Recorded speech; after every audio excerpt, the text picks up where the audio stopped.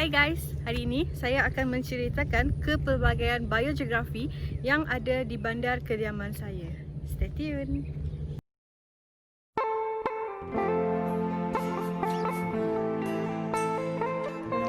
Bandar Sarike merupakan sebuah bandar kecil yang terletak di bahagian tengah negeri Sarawak.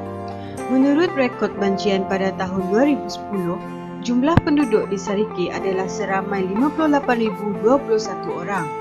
Pelbagai kaum seperti Melayu, Iban, Cina, Melanau dan sebagainya mendiami bandar ini.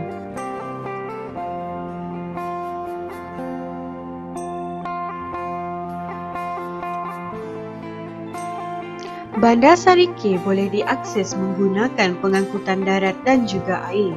Umumnya, pengangkutan air seperti bot masih merupakan pengangkutan utama yang digunakan penduduk kampung sekitar untuk ke Bandar Sarike bagi memasarkan hasil perikanan dan pertanian, membuat urusan di bank mahupun membeli barangan harian.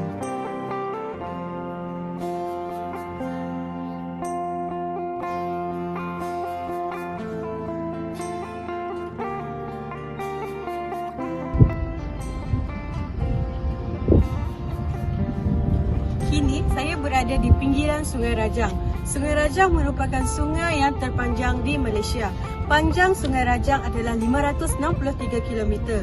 Sungai Rajang ini mengalir di bahagian tengah Pulau Borneo, iaitu dari Pergunungan Iran hingga ke Laut Cina Selatan yang terletak di bahagian barat Pulau Borneo.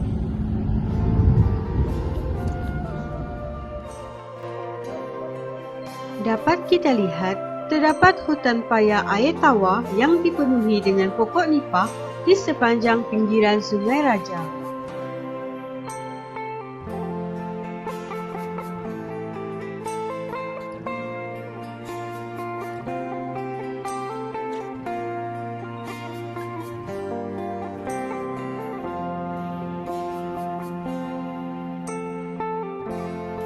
Hutan paya air tawar boleh dijumpai di kawasan pedalaman yang bersaliran buruk. Kawasan hutan paya air tawar sering ditenggelami air, khususnya air sungai. Pokok-pokok tumbuh di atas tanah aluvium, tanah gambut dan tanah liat. Hutan paya air tawar ini terdapat di kawasan Tenggara Pahang dan Delta Rajang di Sarawak.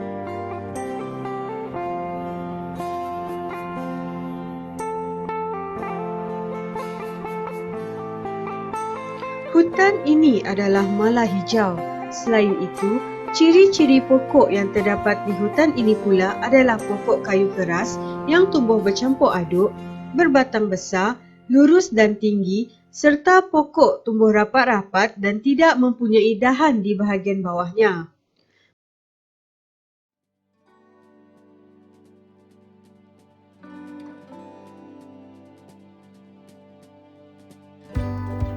Pokok yang hidup di hutan paya air tawar mempunyai akar seperti akar neometafor yang membantu pokok menyerap oksigen serta akar jangkang yang menyokong pokok daripada mudah tumbang.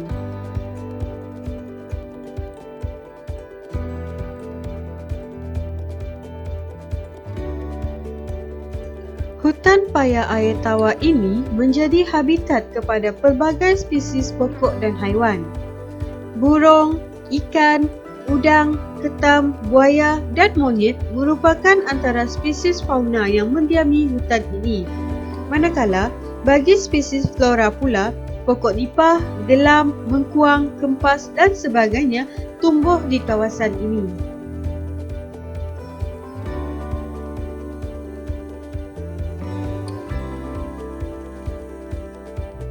Hutan paya air tawar ini sangat penting kepada ekosistem kita. Daun-daun yang mereput akan membekalkan nutrien kepada plankton dan alga yang menjadi makanan ikan. Sistem akarnya yang kompleks dapat menyekat lumpur dan mendapan sungai untuk memastikan kejernihan air yang mengalir ke laut.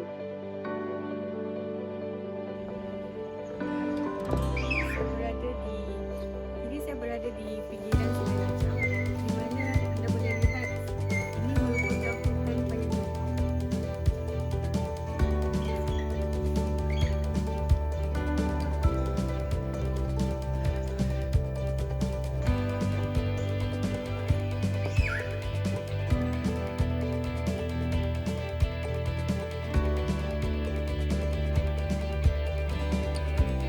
Hutan paya air tawar ini menjadi habitat kepada pelbagai spesies akuatik dan haiwan daratan yang wujud dalam rantaian makanan. Ia juga menjadi tempat persinggahan burung-burung yang berpindah ketika musim sejuk selain menjadi sarang kepada pelbagai jenis burung tempatan. Pelbagai hidupan akuatik membiak di sini.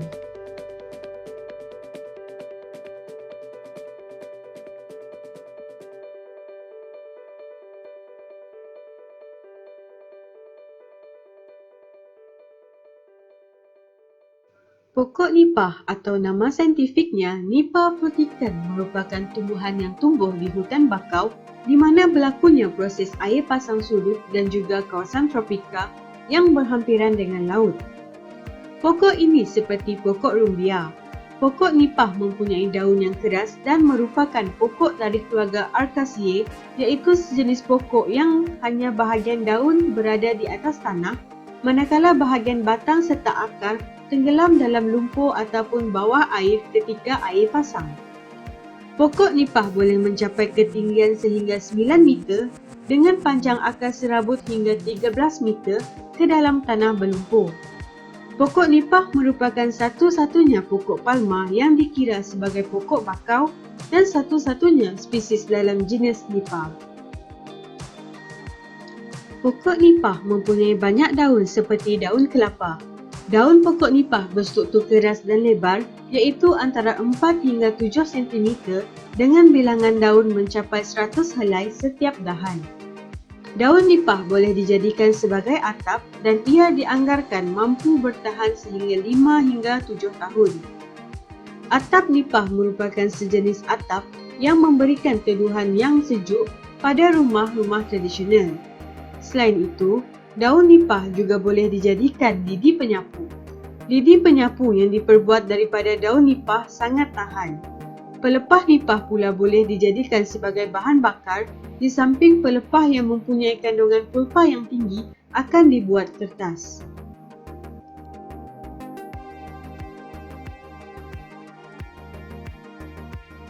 Bunga nipah akan terbit dari ketiak pokok di mana bunga betina berada di hujung jambak dan bunga jantan tersusun dalam tangkai di bahagian bawahnya. Bunga jantan mempunyai saiz sehingga 5 cm panjangnya. Kegunaan bunga nipah ini adalah menghasilkan nira nipah. Aktiviti menyadap bunga nipah akan dilakukan untuk mendapatkan nira nipah.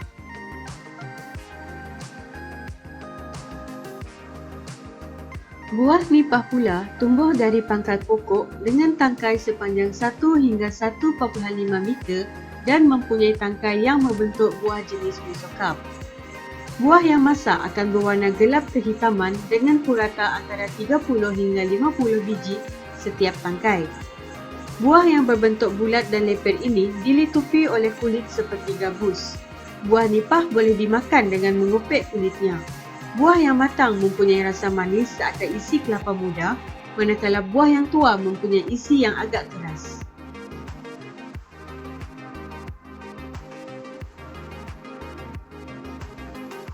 Pokok nipah ini mempunyai peranan yang penting dalam mengimbangi ekosistem.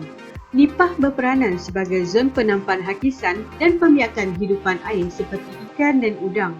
Oleh itu, kita haruslah mempertahankan pokok nipah ini daripada pupus di masa akan datang.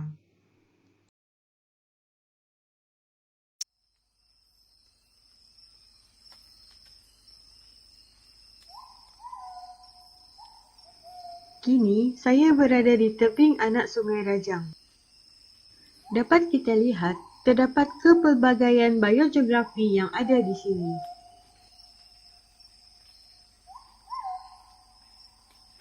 Terdapat pelbagai hidupan akuatik yang mendiami sungai ini. Penduduk di sekitar sering ke sungai untuk menangkap ikan dan udang. Selain itu, sungai ini juga turut menjadi habitat kepada spesies buaya. Penduduk sekitar sungai ini pernah melihat beberapa ekor buaya terdampar di tebingan sungai ini.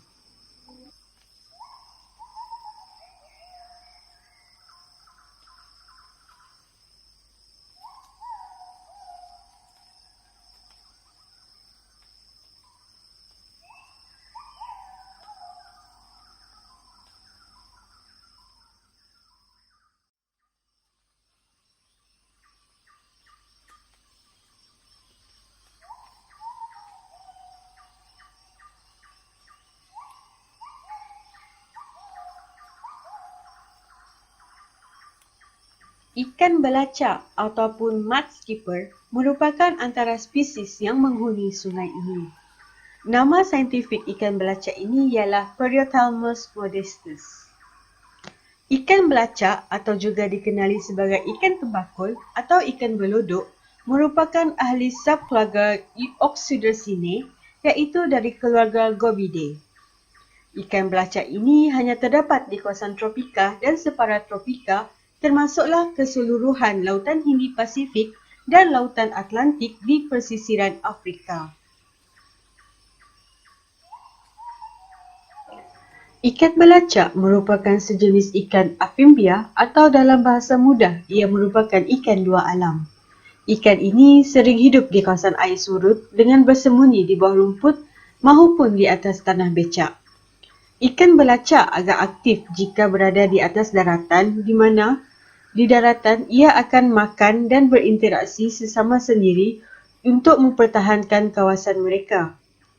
Belacak bergerak sama ada berenang, menggunakan sirip atau melompat dengan kedua kaki serta tubuhnya yang berotot untuk melepaskan diri sehingga 60 cm di udara. Ikan belacak boleh membesar sehingga sepanjang 6 inci. Ikan belacak juga merupakan sejenis ikan pemangsa.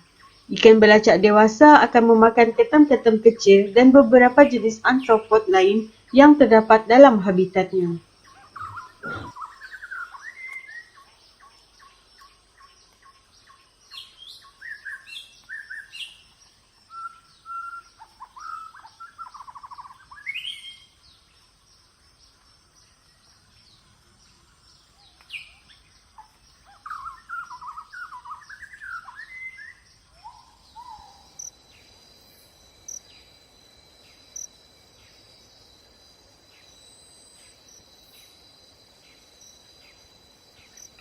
Selain daripada ikan, spesies ketam juga menjadikan hutan paya air tawar ini sebagai habitat untuk membiak. Terdapat pelbagai spesies ketam membiak di sini, dari yang bersaiz besar hinggalah yang bersaiz kecil.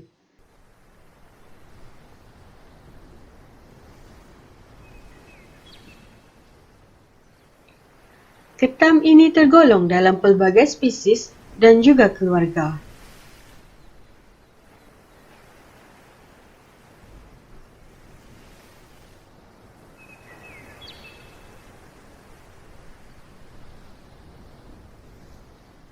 Sepanjang pemerhatian saya di sekitar kawasan ini, saya telah menjumpai spesies fiddle crab.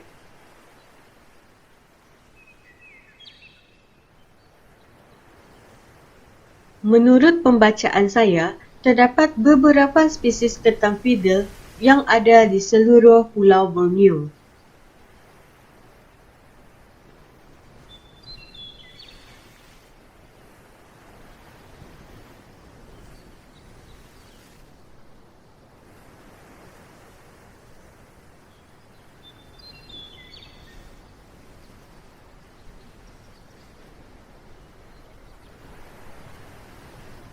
Ketam fiddle tergolong dalam keluarga Oxypodidae.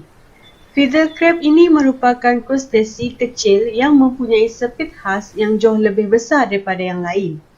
Itu membuatkannya kelihatan seolah-olah membawa biola dan busur.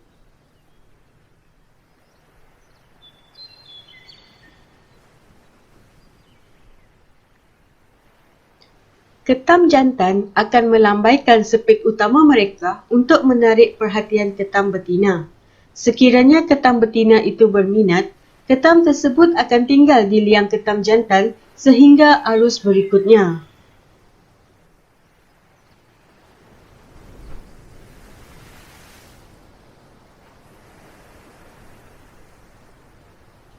Selain itu, sepit tersebut juga digunakan untuk mempertahankan wilayahnya daripada ketam jenis lain.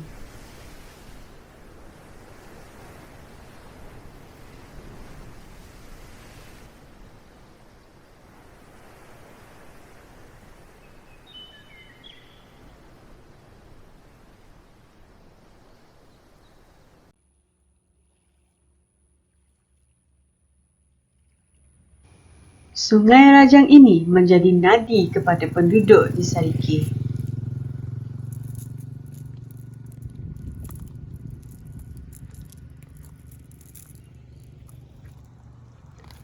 Kelihatan salah seorang daripada penduduk sekitar sedang menjala udang di tebingan Sungai Rajang.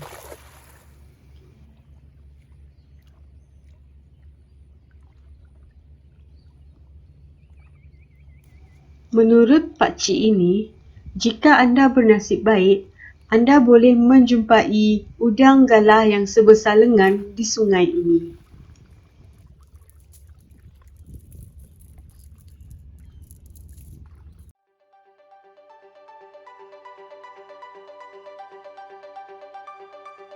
Kepelbagaian biogeografi yang unik yang ada di sini haruslah dijaga dan dipelihara agar boleh menjadi tatapan kepada generasi pada masa akan datang.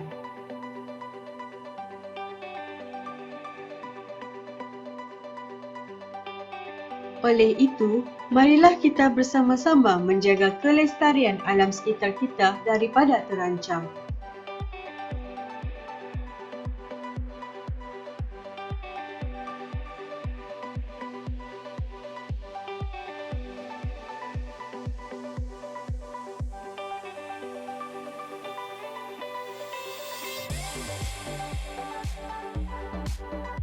Sekian saja perkongsian saya pada hari ini. Semoga ia memberi manfaat kepada kalian.